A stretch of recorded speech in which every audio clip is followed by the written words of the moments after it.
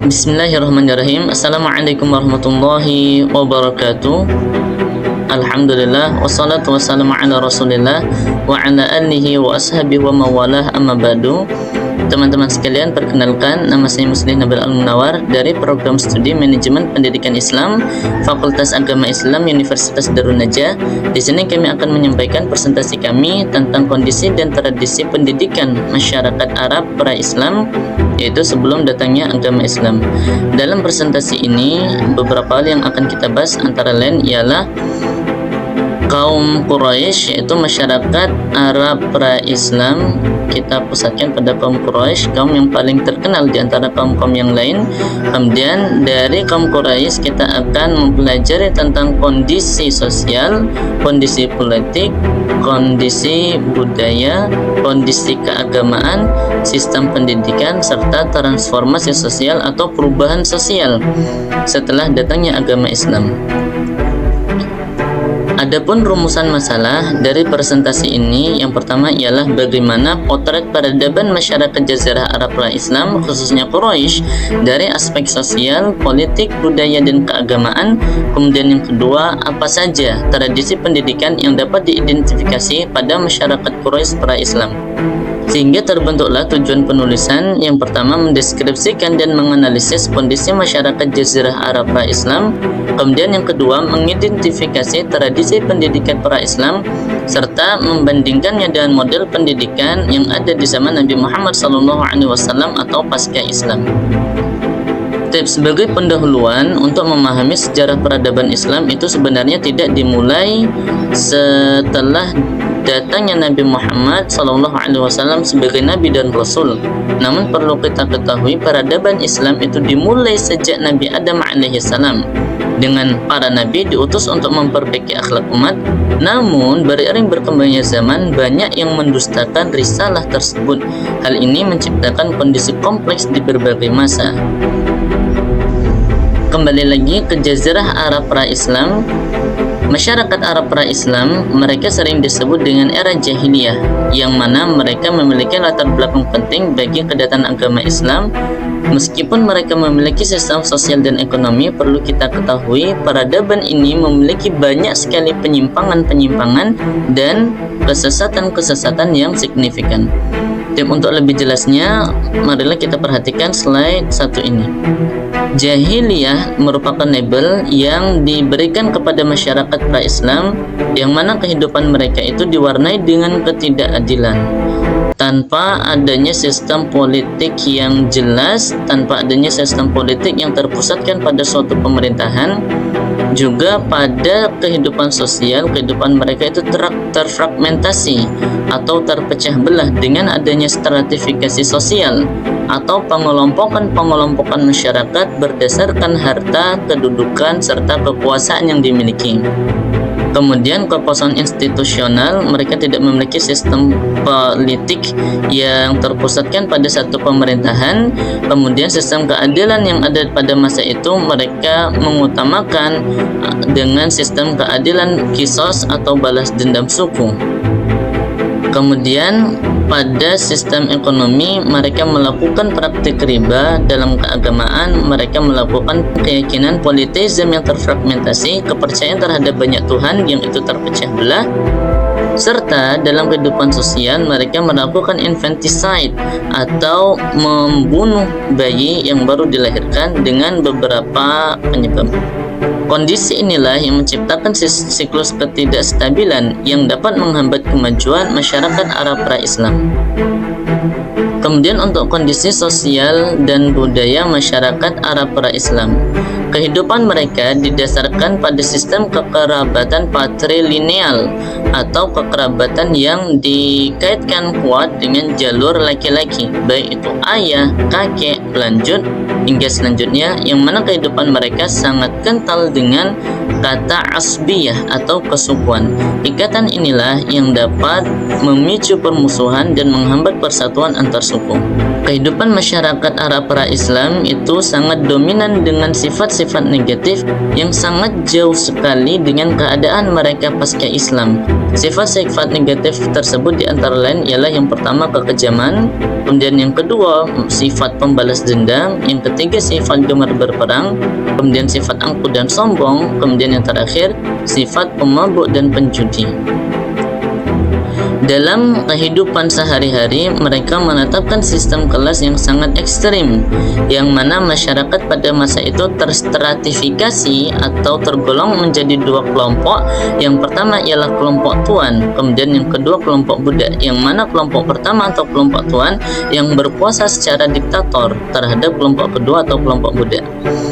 Mereka memperlakukan budak tersebut dengan sikap dehumanisasi atau tidak berperi kemanusiaan, yang mana budak yang ada pada masa itu dianggap sebagai barang yang dapat mereka eksploitasi sesuai keinginan mereka untuk kekayaan mereka, sehingga para budak hidup dalam keadaan kelaparan, penderitaan, bahkan kematian sia-sia. Kemudian untuk praktik kekejaman, sebagaimana yang telah saya sampaikan tadi, mereka mengubur bayi perempuan yang lahir. Untuk bangsawan, mereka melakukan hal ini karena mereka merasa terhinakan dan ternodai dengan adanya bayi perempuan pada masa itu. Adapun untuk kelas bawah, mereka melakukan ini karena kemiskinan yang melanda mereka.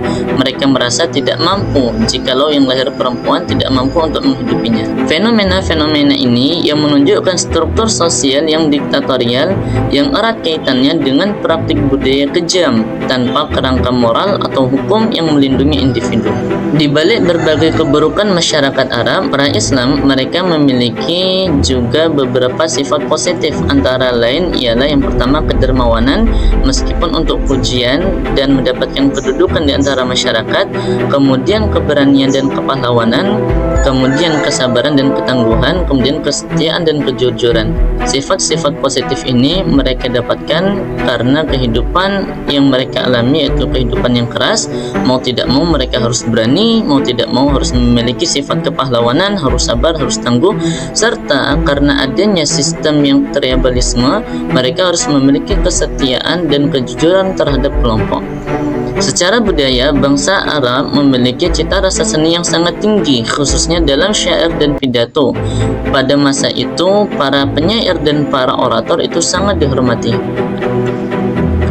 Lanjut ke kondisi yang kedua, yaitu kondisi politik. Masyarakat Arab pra-Islam, mereka belum memiliki sistem pemerintahan yang terorganisir dengan sempurna.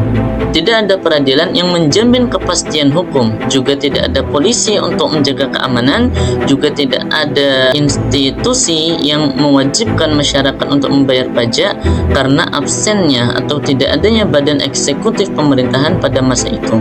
Lalu bagaimana politik pada masa itu? Politik pada masa itu menetapkan keadilan yang bersifat personal dan tribal, yang mana keadilan hanya diberlakukan bagi masyarakat yang berada dalam suku tertentu. Apabila ada perselisihan antar suku, maka keadilan yang dilakukan selanjutnya ialah keadilan balas dendam atau kisos, yang mana hal inilah yang dapat melahirkan sentimen kesukuan, kemudian rivalitas atau persaingan antar suku, dan pastinya konflik antar suku yang sulit diselesaikan. Oleh karena itu, diutusnya Nabi Muhammad SAW sebagai pembaharu bagi berbagai penyimpangan-penyimpangan dan kesesatan-kesesatan, baik bagi masyarakat Arab pra-Islam maupun bagi umat manusia secara keseluruhan. Kemudian kondisi selanjutnya yaitu kondisi keagamaan. Masyarakat Arab pra-Islam, mereka pada awalnya sudah mengenal keyakinan tauhid atau monoteistik yang diajarkan oleh Nabi Ibrahim alaihissalam, yang percaya kepada satu Tuhan, yaitu Allah Subhanahu wa taala.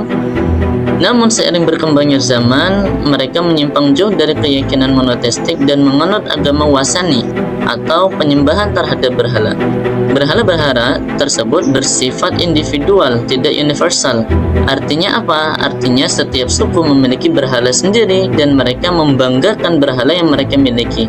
Semakin besar, semakin megah berhala yang mereka miliki, maka semakin memperkuat identitas mereka di antara suku yang lain dan menguatkan loyalitas kesukuan antar masyarakat dalam suatu suku tertentu. Kondisi keagamaan yang terfragmentasi ini atau terpecah belah ini mencerminkan terpecah belahnya politik dan sosial pada kehidupan masyarakat Arab pra-Islam, yang mana dalam hal Tuhan pun mereka tidak memiliki Tuhan yang diakui secara universal, apalagi dalam sistem politik, apalagi dalam sistem sosial. Lanjut dalam kondisi pendidikan. Masyarakat Arab pra-Islam khususnya di daerah Makkah dan Madinah, mereka sangat mengandalkan tradisi lisan, yang mana anak-anak diajarkan ilmu pengetahuan, diajarkan nilai-nilai melalui peniruan dan mendengarkan hikayat-hikayat serta syair yang disampaikan oleh orang dewasa.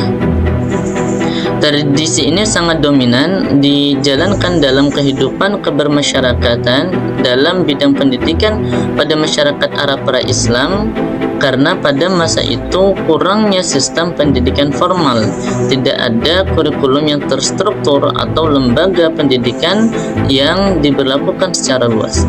Singkat kata, kondisi masyarakat Arab pra-Islam yaitu dalam hal politik mereka tidak memiliki pemerintahan pusat yang kuat, namun digantikan oleh hukum rimba yang bersifat kesukuan. Kemudian dalam keagamaan mereka melakukan praktik menyembah berhala, yang ini sangat jauh dari kepercayaan tauhid yang kita yakini pada saat ini. Kemudian dalam pendidikan mereka memiliki literasi yang sangat rendah. Hal ini karena mereka lebih dominan pendidikan disalurkan dengan lisan dan bukan tulisan.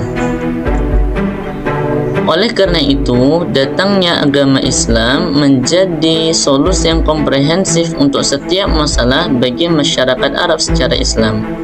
Setelah datangnya Islam, Islam mengenalkan kembali kepada kepercayaan tauhid yang percaya kepada satu Tuhan. Kemudian agama Islam menjaga keadilan dalam bidang sosial dan ekonomi melalui etika, contohnya yaitu melarang riba. Kemudian agama Islam juga melakukan revolusi pendidikan yang mendorong para pengikutnya untuk membaca dan menulis. Dari wahyu pertama kita telah mengetahui bahwa perintah untuk yang menganut agama Islam yaitu perintah untuk membaca. Hal inilah yang memicu transformasi intelektual masyarakat Arab pra-Islam yang awalnya hanya bergantung kepada tradisi lisan berpindah menjadi tradisi tulisan.